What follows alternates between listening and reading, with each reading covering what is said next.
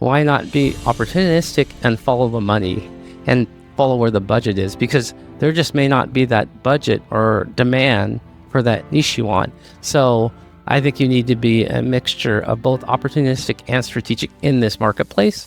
UnLost Cause is a community that shares stories of individuals 40 and beyond who found the courage to reclaim their dreams and live without regrets.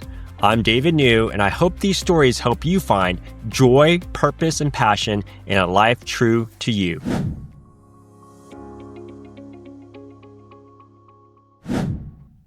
Today's guest is Kevin Nakao, a seasoned entrepreneur who's tackled and reinvented himself across multiple industries, including the music industry, the startup world, where we had the benefit of partnering together, and now his own company, RevGTM. In his most recent UnLost Cause, at a time when many would coast, Kevin hit reset. Bored with corporate roles, he decided to bet on himself and launched his own freelancing startup with using his own playbook and the hunger to get his hands dirty again. In this episode, we talk about the power of non-traditional parents, how freelancing became a path back to joy, and why writing your own playbook, especially after 40, might be the most important thing you will ever do. Welcome to UnLost Cause, Kevin. Thank you. Thanks for having me. Great. I mean, we have history, but there's so much that I want to learn and uncover. And I think one of the places that I want to start with that fascinates me is, unlike some other guests who reignited one long-held dream or lost cause, your story feels like a series of unlost causes that you had the courage to dive into. And do you think some of that willingness and ability to do that traces back to your upbringing? It does. My parents have everything to do with how I think and how I am. I'm Asian, obviously, and most people have this myth and stereotype of the tiger mom, forcing you to study really hard, get into med school or law school. My parents were not like that at all. They thought education was really important, but it was not a means to an end. For them, education was the goal. They didn't have the opportunity to go to college when they were young, and they liked the fact that I did. I came home one day and said, I'm studying philosophy. And they weren't like, well, what are you going to do with that? It's like, that's great. What's it like? And they've always been like that with anything I've done. It's like, hey, Dad, I'm going to quit my job and try this new thing. That's awesome. How can I help? And so they've been there for me from the beginning on everything I wanted to do. And, my dad was an entrepreneur, and my mom went back to college while she was raising us. So I've seen them kind of reinvent themselves as well, too. So I'm just lucky that I was able to grow up around that. Wow. So this is probably the first time I'm ever going to ask this on any episode, is going back another generation, your parents' parents, like, how did they influence them to be? You're right. It cuts the grain against all stereotypes. And I have to admit, my mom was more like a tiger mom. So I'm curious, like, have this very open, explore type of attitude that they shared with you. Yeah, so I'm a fourth generation Japanese American, so my family has been here for a while. My mother, though, did grow up in a very traditional household where all the emphasis was on her older brother. He's the one that was funded to go to school, and he was the king in the family. So it had an adverse effect on my mom, where she was like, this is not going to be how I raise my children. She raised us to be equal. My father was very supportive. There were no typical male or female gendered roles. It was, hey, we're all equal, and we want to give everybody the opportunity here. So I think, that's a large part of what they were doing. I mean, they're American in many ways than they are kind of from the old country. So wow. Well, kudos to your mom for having such a open mindset. That's fantastic. And you mentioned that your dad was an entrepreneur and your mom had to reinvent herself. So I'm always curious that when people decide to jump, what are their brushes of entrepreneur earlier on, either through their parents, through family friends, or relatives? So please share on that front. Yeah, so my dad was actually a commercial fisherman in Alaska. He knew that wasn't a life for us. I remember in a couple of years, when I was 2 years old, being on one of his boats, and he said, I need to figure out what I'm going to do next. So he joined something called the Sales Training Institute, which taught him sales, and then he actually ended up being a sales trainer. And that was one of the most important things he taught me. He's like, Kevin, sales is the most important skill you're going to need. And so I remember going door to door for some Boy Scout thing, selling light bulbs. And I've just always done sales, and it's been critical for my career to have that mindset, right? You're not afraid of asking, and it's a numbers game in many ways. The more doors you knock, the better you're going to do. And what I do today is marketing. Marketing essentially is taking a one-to-one sale and figuring out how can I do a one-to-many with some of the learnings from what I get out of sales. Yeah. So on to that point, I know that, marketing has a bit of cachet in business school. You and I both went to business school, but sales has a little bit of an oily feeling. Why do you think that's the case when you just said it's the most important thing that your dad impressed upon you? Yeah, I think, when people think of sales, they think of Death of a Salesman and Willy Loman, or the used car salesperson that had to, just give up all their values and their beliefs. You know that in sales, you don't do that. You're just trying to educate a customer or prospect, see if it's a good fit, and then make sure they're successful with something. So it really gets a bad name. And I think, too, we have so much data now, like the best salespeople we've worked with, right? They have engineering backgrounds because they know how to do process. They know how to measure things. And so I think that's changing now. I think a lot of people that work in technology know there is as much science behind sales as there is any other discipline that we do. Yeah, well said. And when your father impressed upon you how important sales was, did you ever think about, now you're you're a hardcore marketer, but do you ever think about going down the sales path, or do you just think they're one of the same and it's just one-to-many versus one-to-one? Yeah, it's one and the same, especially for my B2B clients, right? They don't just want the marketing point of view. They want the full customer journey. What's that handoff look like from marketing to sales? Maybe there's some scenarios where you don't need marketing and it's all sales driven, or there's other scenarios where it's all marketing driven and sales is a small part. So I think having that integrated view is important. And I like to just think about it as acquisition, right? Yeah. If it comes through marketing, comes through sales, it doesn't matter. We just want to grow, right? So I think that's a nice way to put it. Exactly. And then growing up, did you ever think about being an entrepreneur? So you're seeing your dad, and you also mentioned a little bit about your mom's reinvention, but did you ever think, little Kevin, I want to own my own business, or was that not, or were you thinking about studying philosophy and doing something completely different? Yes, I was really serious because I worked on our family oyster farm and I wanted to be an oyster farmer just like my grandfather was. That was my dream until I got into college. And then when I was in college, I interned at a company called Physio Control, which made medical devices, electronics. And it was amazing to see how many people were excited about what they were doing. I think a lot of the people I work with there, maybe they wanted to become doctors. They wanted to play some role in healthcare to play. And that's what they did. They made these kind of life-saving defibrillators.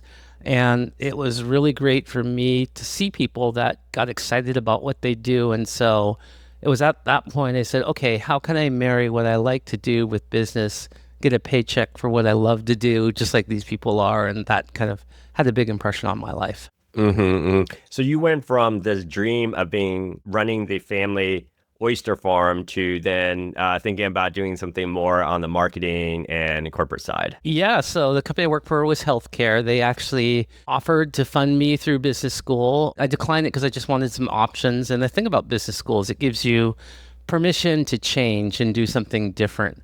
And I said, okay, I love music. I want to work in the music business. And that was my dream. I think my last year of business school, every weekend I drove to New York and spent my Mondays trying an informational interview. I took a trip out to LA to do it. I interned for the local Arista Records branch office in Boston. I was the last person in business school to get a job. I was just hustling, pushing it, and I was the lowest paid. So last person to get the job, lowest paid, but I had the best job in the world. I did a job with Universal Music, which was a great place to be. So yeah, and for the audience out there, let's just be transparent. Kevin went to Harvard Business School, so to say you're the last person in the lowest paid. So I also feel like, is it also rooted in the upbringing about your parents wanting you to give you permission and latitude to explore that enabled you to do that versus joining the herd to go to banking or consulting? yeah, I think that I had a lot to do with it. And a lot of it was the sales mindset. So I was hustling. So I have to tell you how I got the job. So there was a guy that went to Harvard Business School named Al Teller. He was the chairman of Universal. He had an executive assistant named Sonia Karakini. I still remember that name. I met Sonia trying to get a meeting. It's like, I just want an informational interview. I'd go to his office in New York. I'd go to his office in LA. And finally, she said, Kevin, the next time you come to LA, I want you to block off the whole day. You're going to sit on this couch over here, and I'm going to get you 15 minutes with Al. I said, okay. And so she did. And I'm sitting with Al. He's like, okay, so it sounds like you've been kind of getting to know the industry. Tell me who you've met with. I rattle off maybe 30 people in the industry that had been informational interviews with, many of whom he knew, and he hired me on the spot. Wow. So this is how it all connects. So this is another lesson. Be nice to EAs and admins. They have silent power. And if it wasn't for Sonia, I wouldn't have gotten that opportunity. If I had not spent my time kind of just hitting the pavement and meeting with people, he probably wouldn't have hired me because he knew that I really wanted it. So yeah, so I'm impressed by that hustle mentality and not knowing when that payoff would come, if ever. So I'm sure most people know what an informational interview is, but is that strategy to set, well, maybe you can define it and then share with the audience, do you think that's still a good way to get in front of like a key distributor, a key potential customer or partner in their playbook? absolutely.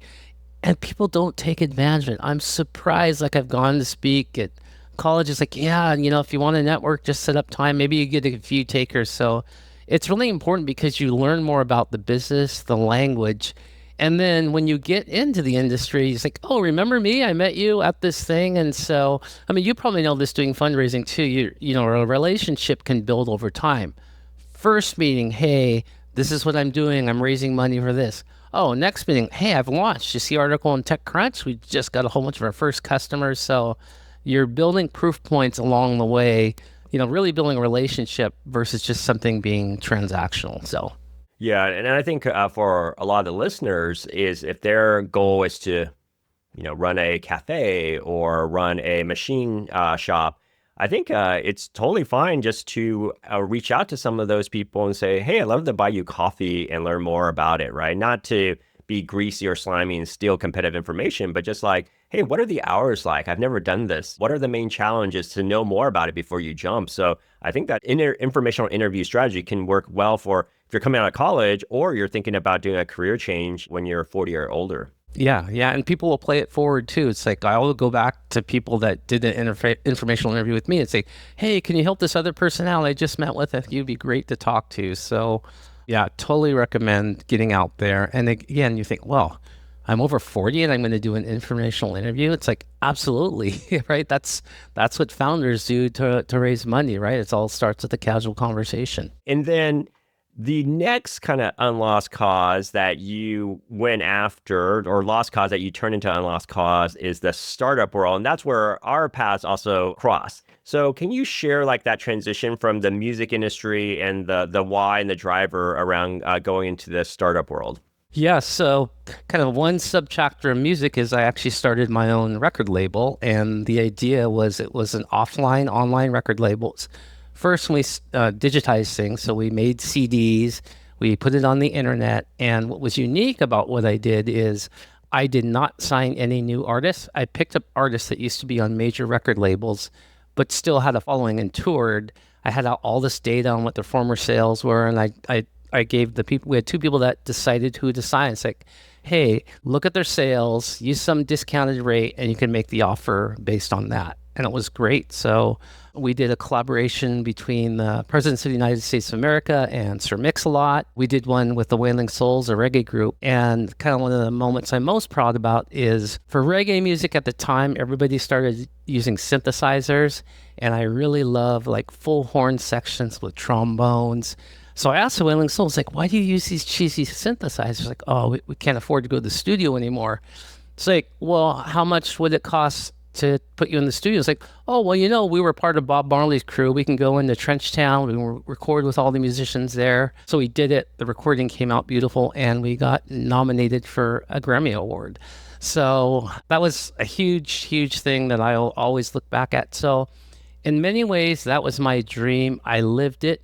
I don't ever want to be a founder again. You probably know this more than me. It's a huge burden worrying about payroll every month. It was so stressful.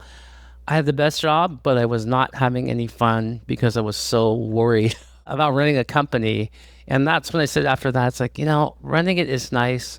I think what's right for me going forward is I want to do startups, but I don't want to be the founder or CEO. I just want to be on the leadership team. So you get that nice mix of having an input, having the say in the direction, but not carrying the full burden and weight on your shoulders. And when you decide to make that the objective, it could be a stodgy industry, it could be a nonprofit, it could be the government. Why tech startups as the next chapter?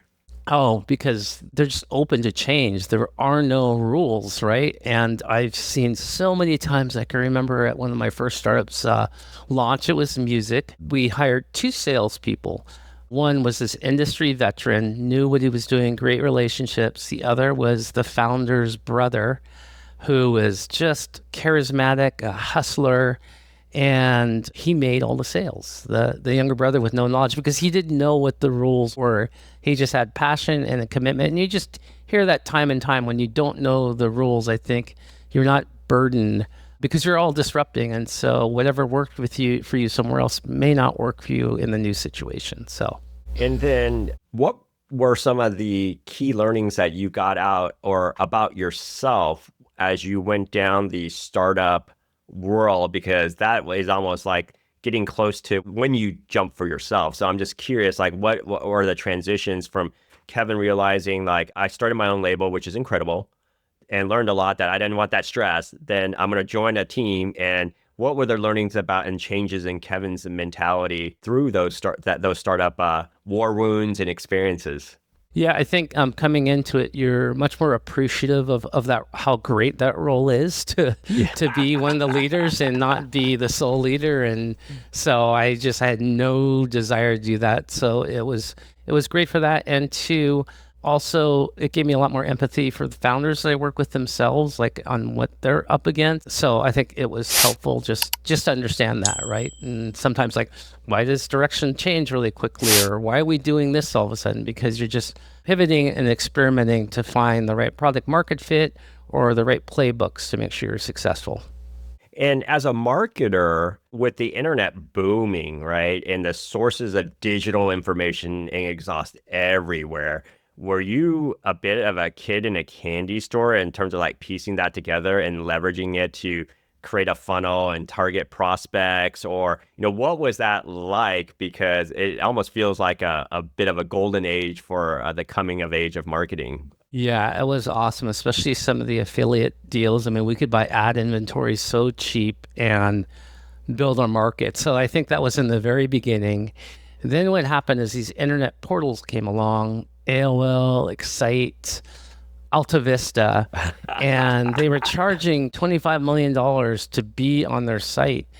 And the problem is that all the VCs said, this is what you need to do, this is what you need to do. And I could never make the numbers work. It's like, I cannot make this business case positive. And you're kind of forced to do it. And that's the other thing I learned about VCs.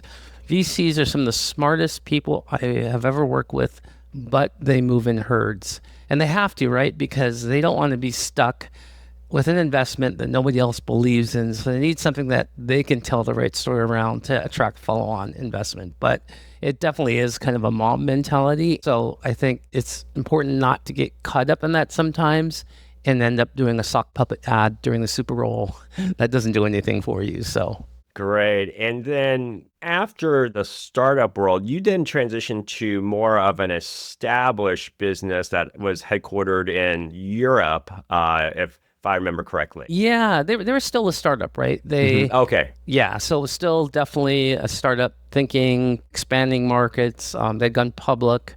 And so that was a great experience. Small satellites, worked on a global team. I think that was my first all remote role, which I really enjoyed. But then, traveled to the office every once in a while as well, too. And, having a partner with you, I know that you're a people person and your team loves building relationships with you. You just said that you also really enjoy that remote role, but it feels like you seem to get a lot of energy and your team gets a lot of energy hanging with you in person. So is there something I'm missing there, or is it an and not a but? Yeah, no, I think it is really great to be in-house. I think my lifestyle changed. So I had kids and young kids. And so now just the efficient remote is just more efficient, right? I'm not spending an hour or two commuting.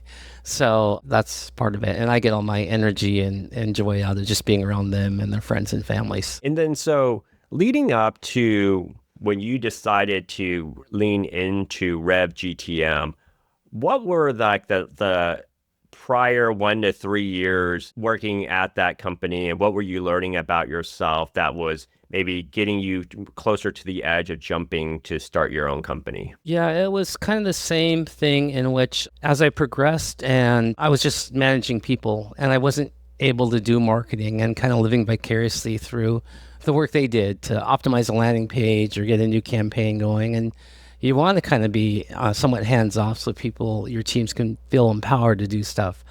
And I was just getting bored, right? Sometimes in a startup, there's that stage where you don't have enough people, so you actually get to do that work. But I was past that. But my plan was to stay there for a while. It's like, hey, I'm remote. I can move anywhere. And so we were seriously considering moving to Japan, which we still may do. And it's like, great, I'm just going to move to Japan.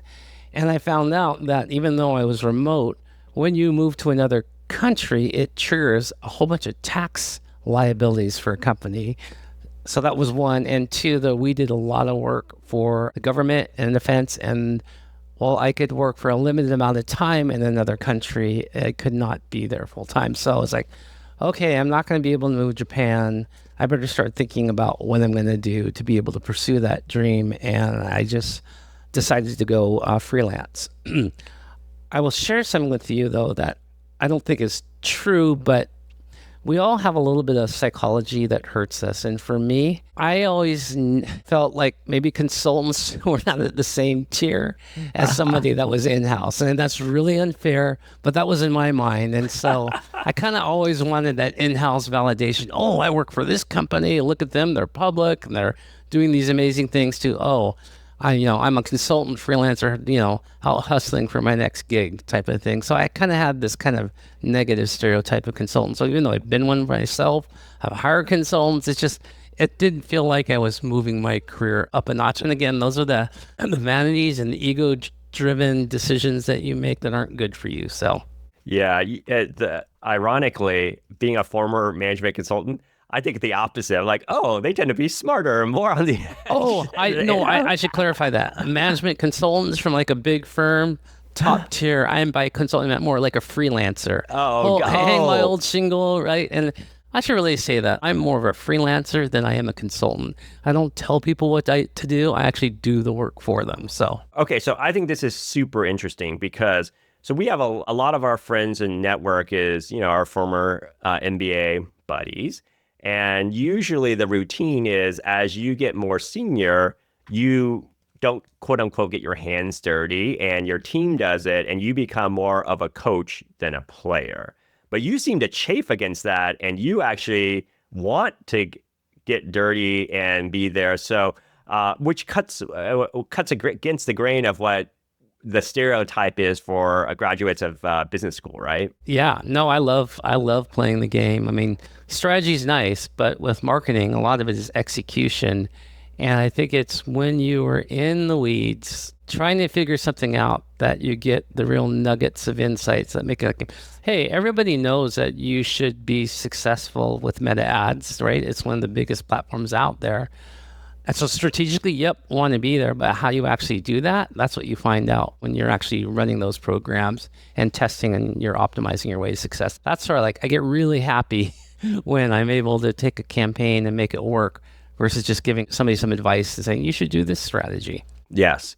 Yeah, and I want to get into more of that in a minute, but I want to also talk about leading up to you hanging up your freelancer shingle. You mentioned you wanted to go to Japan, but that was challenging. You mentioned that you had kids now, which obviously factor into the decision. So everything is hard, but how hard was it in terms of getting ready to jump, and how many internal conversations did you have to have with your family? Or was it like a pretty easy glide path where you just knew it was just a matter of time? It was easy because I have always had like a rainy day fund being in the startup world, I just always knew that any minute I could lose my job. So I always wanted to have a lot of burn. And again, my wife is very supportive of my happiness. So, but it is scary, right? Because I am the sole bread earner and I've got to feed a family.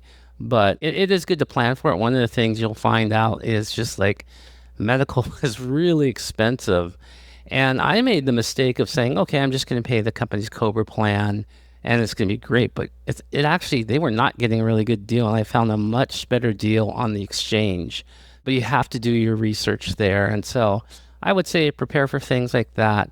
Prepare for having enough money in the bank. And just remember, everything that you're reading on LinkedIn about your friends that have done this and how successful they are, it's Instagram. It's an idealized portrait of success. I don't make as much money as I used to. I had to work a lot harder to make that money, and I had to hustle for it. And there were times where my pipeline was just dead. Nothing was there. So be ready for a little bit of a struggle. And sometimes that you might feel like you're throwing in the towel, but everybody that goes through this, they just don't always tell you about it.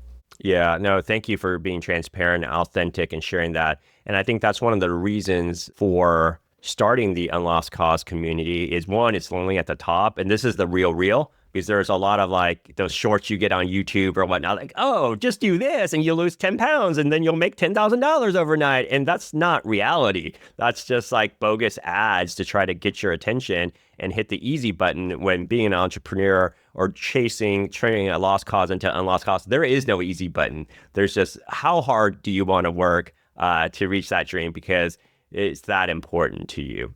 So when you were planning, like you touched upon this, like usually people have to plan financially, emotionally, mentally. It could be physically if it's a more of a labor intensive job. Like talk about what were the most challenging and how did you actually go about planning for that?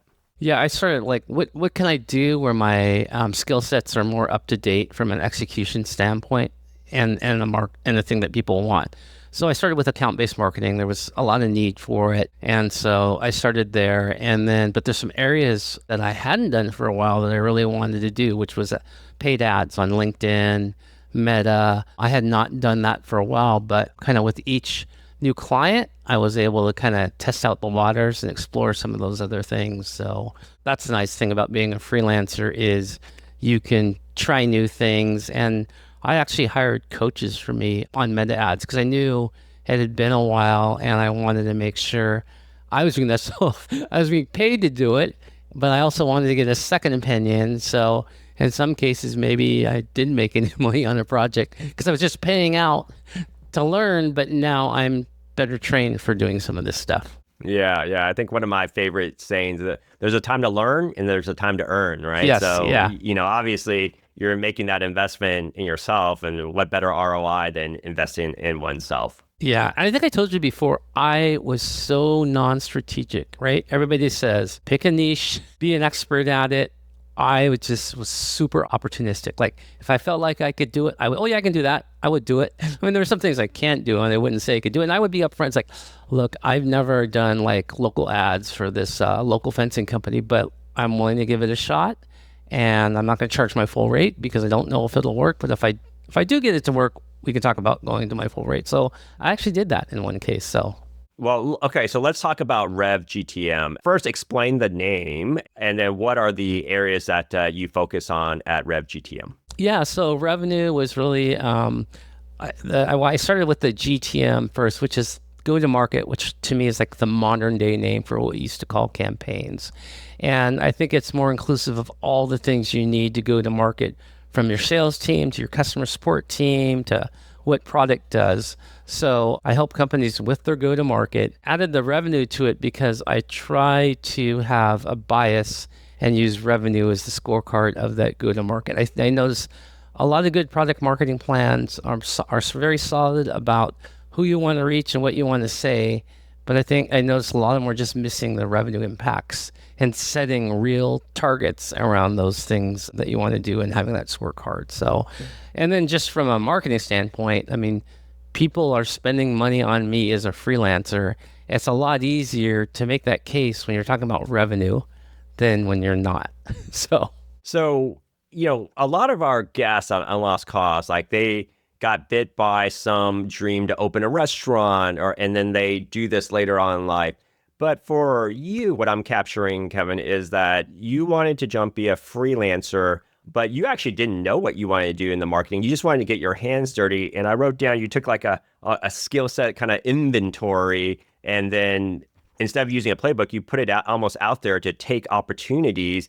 But for other people who are thinking like, maybe they got laid off or they're bored at their job, but they didn't have like this dream to chase. I think this is an interesting thread to pull on. Can you share a bit more about what you did and, how were the results? It's really tied to, well, why did I make the change I did? And the main driver was I wanted to do marketing again. I wanted to get my hands dirty. So being able to do that in a whole bunch of areas was actually part of what I wanted to do. So it kind of, I think it kind of made it easy to do that. And again, it is situation dependent. I think this market's going to be really tough over the next couple of years, right? I think clearly AI is making things more efficient. Companies are watching their bottom lines more. There are no exits, so there's less capital, which is all good. I think we're going to end up with healthier things. So there just isn't going to be the money out there, I think, to maybe be as strategic as some people are advising, because their strategies came out at a time where the market was in a high growth sector. So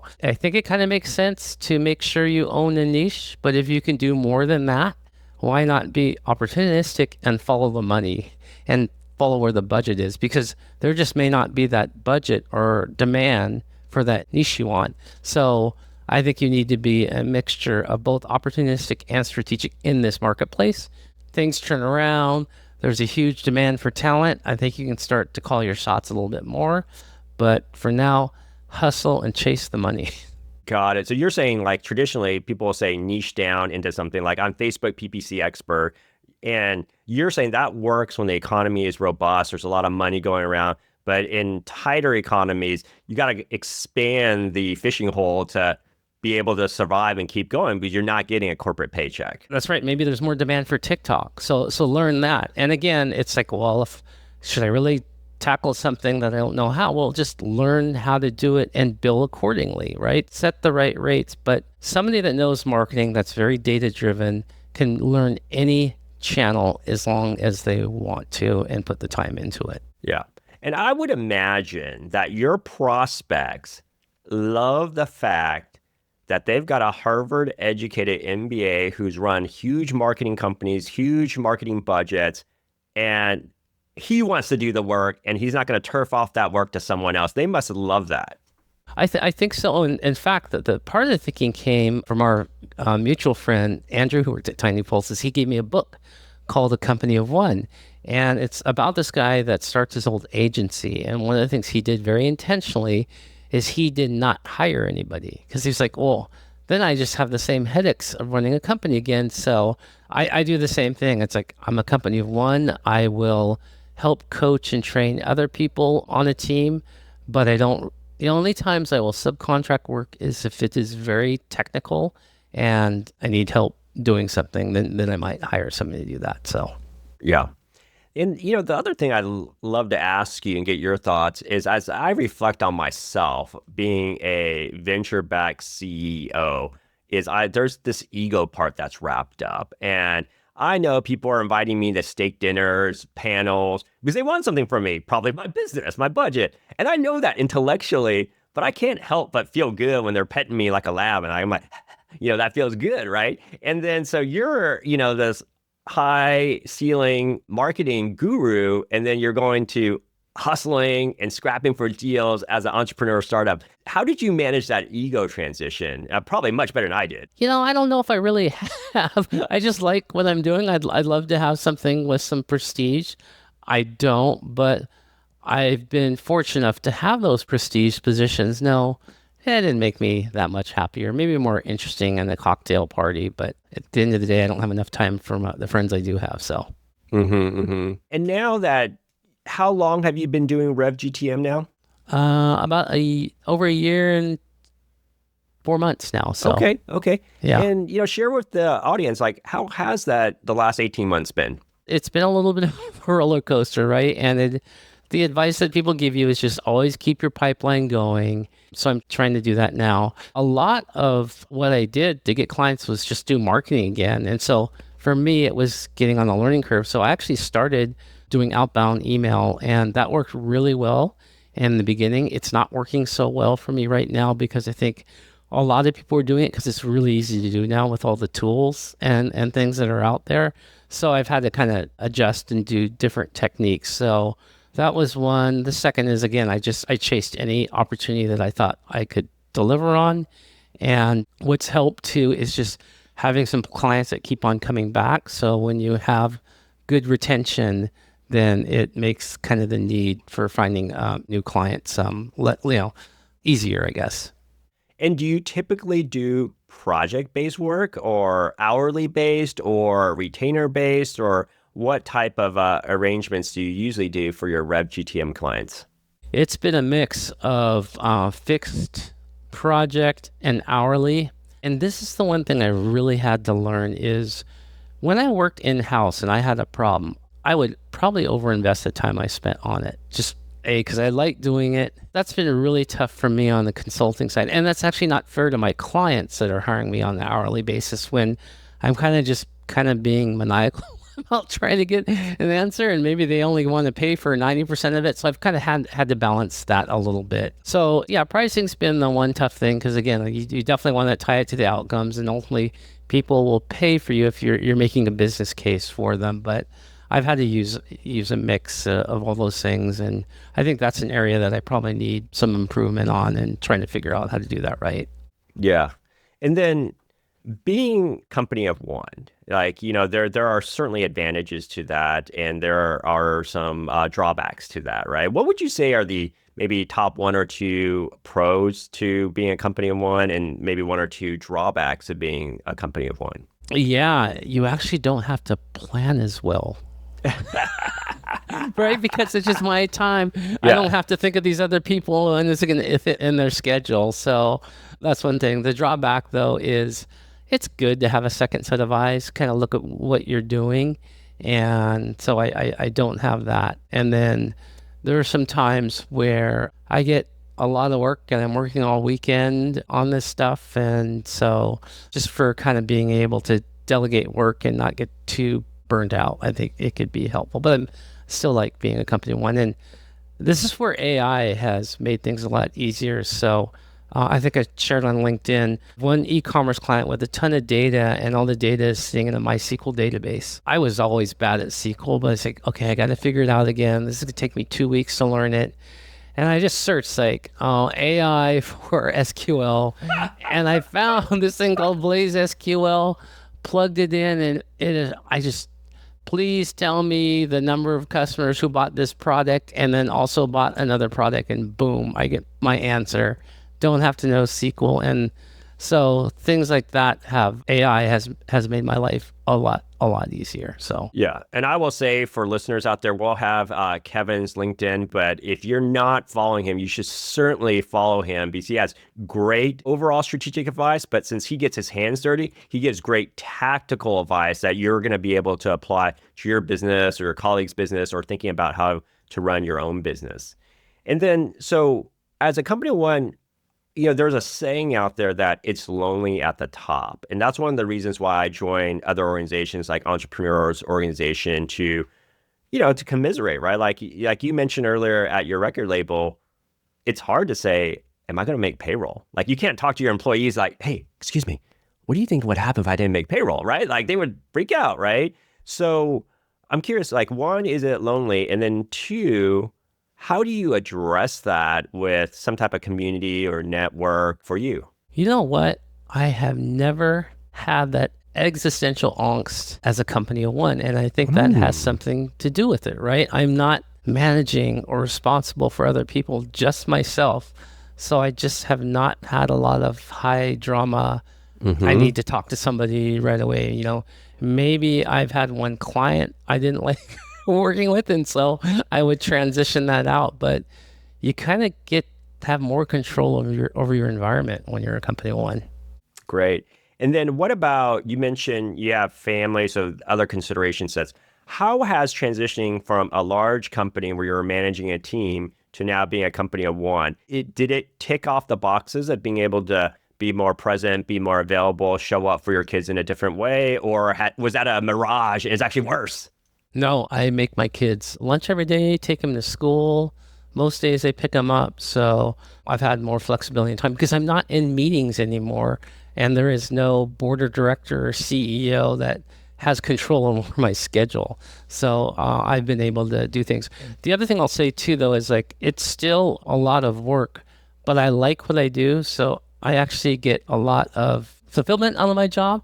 So I don't really have any other hobbies. My work is what I like doing, my family, and that makes life a lot easier when you don't have all these competing demands on your time. And when you mentioned you brought the listeners up to speed about the last 18 months, it's been obviously like any startup, there's a roller coaster and we have this macroeconomic backdrop. So during the trying times, how do you keep that energy going and, your head above water? Because I know you're a naturally optimistic, glasses half full person. But I also know that, it can be tough. So I'm just curious, like any tips that you have or shared experience you have with the listeners? Yeah, it's funny when things get a little bleak, that's when I start investing and learning things because that gives me hope. It's like, oh, I'm going to learn this new thing and then I'm going to figure out how to make a whole bunch of money because I've learned it.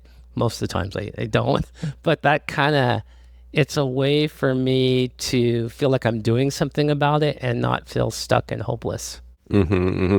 And I guess that SQL or Blaze AI to manipulate that SQL database was one example of that, right? So yeah. And I had been looking to, well, what are ways that AIs can be used for the inbound or the outbound process? I still haven't found that yet, but yeah, that's when my pipeline is low and I feel like, hey, I'm not getting enough business. I'll start to look at something new and then I'll try marketing myself with some of these things too to see if it makes a difference there. One of the things a lot of guests on UnLost Cause struggle with is the sense of imposter syndrome.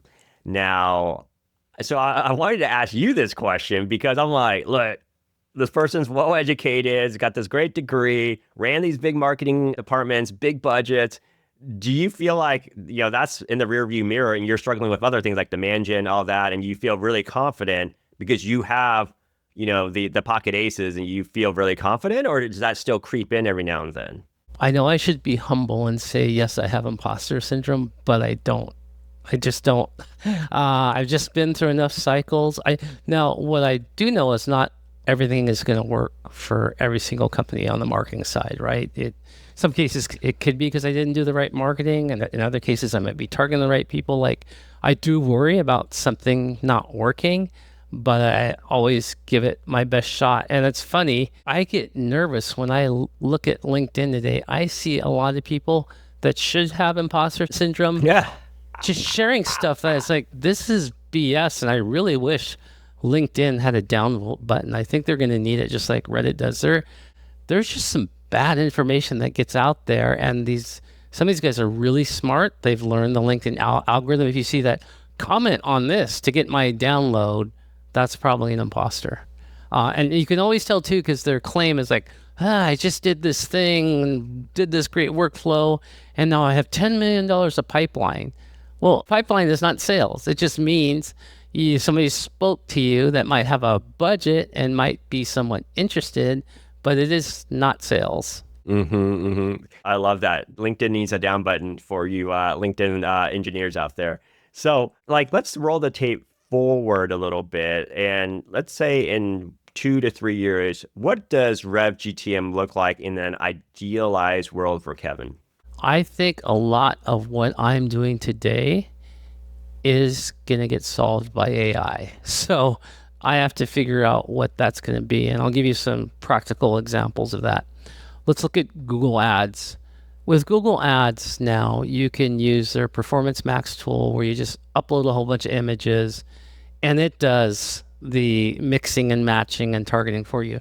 Now, Google's going to try to make you spend as much money as you can. So you just have to, your job is to kind of keep them reined in and make sure they're using the most targeting. But I think if Google wanted to, they could make that a total self-service platform where you just plop in your credit card. And I'm sure they will, because what's happening is if they want to capture more of the value, they should figure out a way where my clients could just go in, put it their credit card, and not need somebody like me and take what they used to spend on me and putting it towards ads. I think they're going to, that's going to be figured out.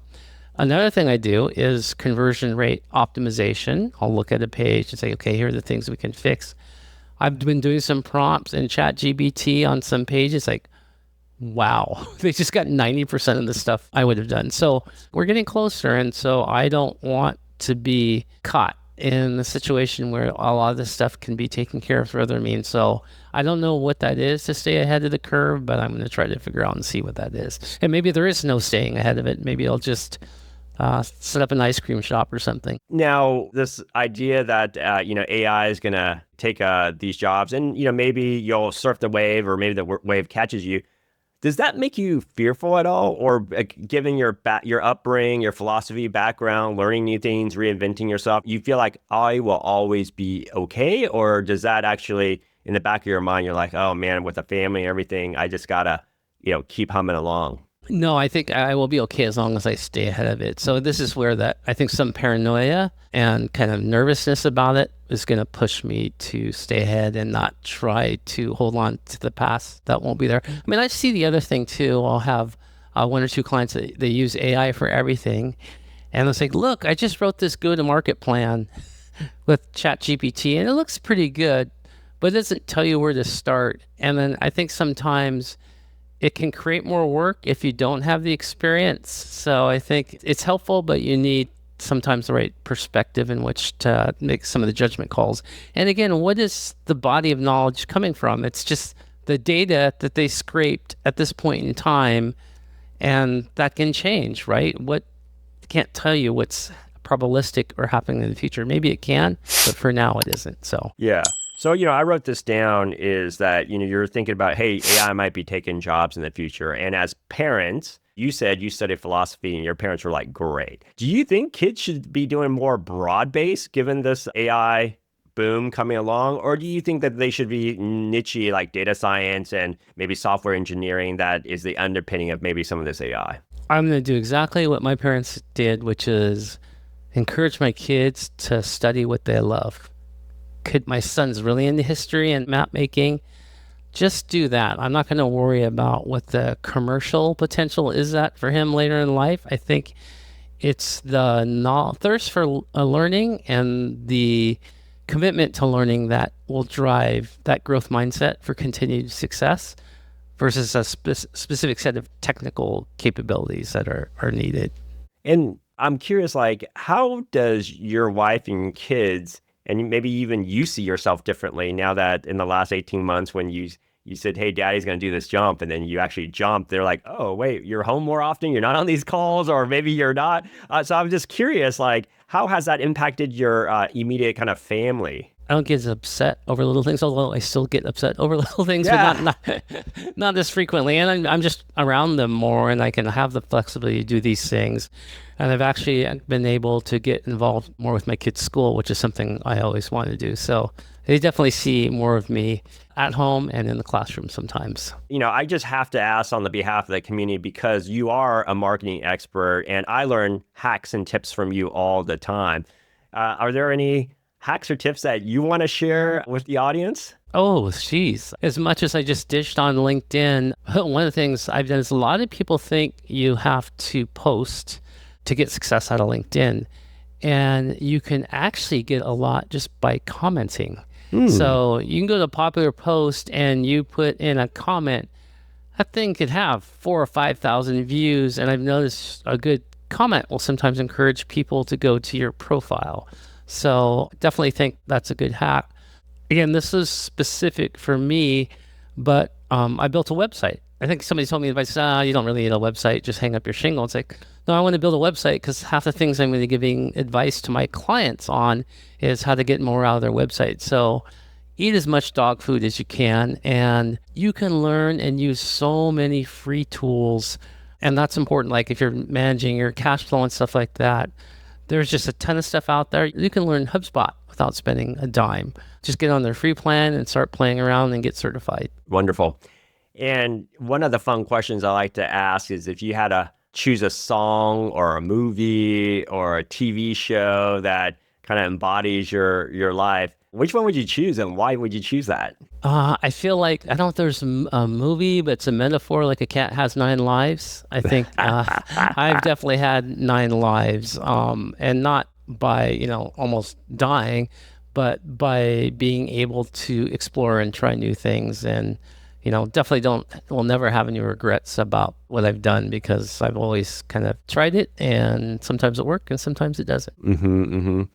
And, I did this whole post on like some of the pros and cons of pursuing a dream or UnLost Cause when you're 40 or older, right? And I think you and I have had this conversation over a cup of coffee. So let's just hash some of this out for the viewers. So why don't you kick us off and say, like, what do you think let's start on the drawback side, right? And then let's end on a positive, like, what are the positives of starting something when you're 40 and older? Like, what do you think are some of the drawbacks that you lived through? And I'll add on as well.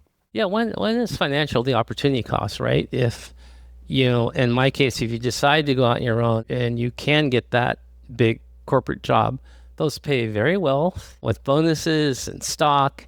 And so you kind of have to give that up. I mean, I think some people probably do have the opportunity to make more money than they did, but it's, I think, not as guaranteed in having that. So that's definitely one for sure. And then just having that name association, I think, too, kind of opens up doors, has people interested in speaking to you, maybe more likely to connect with you on LinkedIn.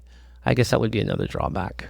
Yeah, I would add to that. I just wrote down some notes, is that another one is just physical, right? When I'm over 40, I just want to really focus on my sleep and taking care of myself, which is obviously a pro, but gone are the days where I'm like sleeping in the office and just, pounding some Robin, some beers and going to sleep. I think that's definitely one. And I do think that another drawback is it can be much more stressful. Like, you have a very positive disposition about the roller coaster, as we all should when we make that jump. But, I don't want to gloss over that, there is stress, because it's like, hey, if I'm not bringing business, then, my family's not going to eat as well. Oh, there's one more. Business travel. When you go on a great business trip to somewhere great like New York or overseas, it's awesome, right? Your airfare is paid for, your meals. That is really nice. And then vacation. Like, I never think I have vacation anymore, because, like, okay, well, I'm not working, so I'm not making any money. So you kind of miss out. Those are smallish perks. So yeah. So let's flip it around. What are some of the benefits leaning into a passion when you're 40 and over? I think you're more hopefully mature about what you're doing and what you like. And so I think that definitely is a benefit. You might be more financially stable too. So you have a house, so you're not having to save up for that first down payment, which is really tough on people these days. I don't know how they do it. Or they don't. Yeah, or they don't. And then I think you've been through enough battles to appreciate it as well, like kind of the ups and downs of working somewhere and working for somebody else. Yeah, no, I think those are great, Kevin. I would add to that, and these probably overlap as well, is I wrote down is I'm much more calmer, because I've seen this before. And I used to have this metaphor in hard decisions at companies, is like the sun will always come up tomorrow, right? Regardless of, like, I think the world is ending, the sun is always coming up. The other one is my kids are a little bit older, so I have a little bit more free time. When they study, they can maybe do it independently, or I could drop them off to practice and I can't really contribute, so they'll do their own thing and I can do my own thing. And the third one is just the network is, as I'm, over 50 now, my network's just bigger. So I know almost someone in every little industry, or if I want marketing advice, I would call you, and vice versa. So I feel like that's certainly a tailwind of starting something later in life. And then if you were on your deathbed and you did not do RevGTM or take that jump, how do you think you would feel? It wouldn't bother me, because it's not the big dream. My big dream was starting that music business, several years ago. I did that. Got to record something I feel really proud of. And so, yeah, it's the RevGTM is just great for where I'm in my life right now. It wasn't my biggest dream, won't be my biggest dream, but it's great and appropriate for what I'm doing now. And I think everybody is going to be a little bit different. And I think that's what's unique, is just crafting the journey that's best for your needs. And I think, with all these headwinds or tailwinds, you can still do it. Like AI is both a tailwind and a headwind possibly. So Yeah. And then what advice would you say to someone who is in their 40 or older and they just feel like, hey, I'm too late, I'm too old, it's too risky? Like, what type of advice would you give them? I think just growth mindset. You have to be somebody that always is willing to learn something new. And I think that's maybe where I'm a little bit biased, because I tend to hang around people that are the same way too. So I think, well, everybody's like that. And I realize when I get out on work sometimes, like, well, no, there's some people that really don't want to learn something new, or they think they already know it. And maybe that's the most danger, is not imposter syndrome, but expertise that you think you have, but you don't. And then since we're in a community here at UnLost Cause together, what ask or request would you have from our community of listeners? I think just be transparent when you share, because people do listen to you. And so talk about the good, the bad, and the ugly. And I think that just builds more trust. I do notice on LinkedIn that people that are a little bit honest about what's going well and what's not going well get a lot of really great engagement. So yeah, just share and care and play it forward. Yeah. And if the audience is inspired by your story, how can they support, contact, or follow your journey moving forward, Kevin? Go to LinkedIn. That's probably where I post the most of the stuff there. I'm not posting much on my website. I need to start doing that again, but LinkedIn is probably the best place to reach out to me. And I'm not on X or Twitter anymore. Yeah. And if they're like, wow, we actually may want to engage Kevin for some help, I know you start broad, but is there certain areas where you're like, not only do I enjoy doing this, but I'm really good at it too, that you can maybe put out and dangle in front of some of the listeners? Yeah, I think because I do a little bit of everything, I can be helpful with a kind of just a holistic audit of your customer journey, and then kind of point out opportunities to improve it. So for example, I can go from start to finish saying, okay, you can fix this here. What do the metrics look like? Oh, let me look at your Google Ads. And I can go into Google Ads and say, hey, I think you can do better. What I can't do sometimes is somebody's doing well. I can say, you're doing great.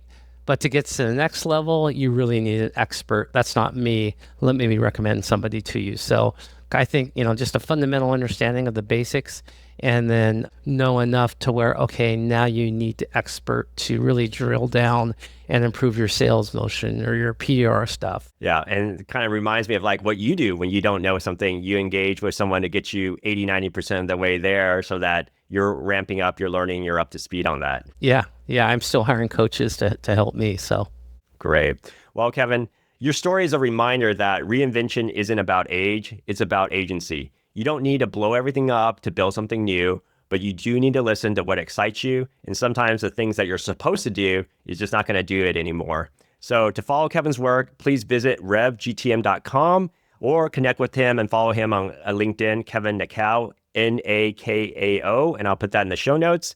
So on behalf of the UnLost Cause community, thank you so much, Kevin, and giving us a reminder to all of us that the reality in your UnLost Cause could be closer than you think. Awesome. Thank you so much for this opportunity. I appreciate it. Before you go, if you're inspired and want to be a part of something bigger, subscribe, like, and share to help more people reclaim their dreams and live true to themselves. Also, let me know if you or someone you know would be an inspiring guest on this show. Together, let's spark courage to live without regrets, the UnLost Cause way, one story and one person at a time.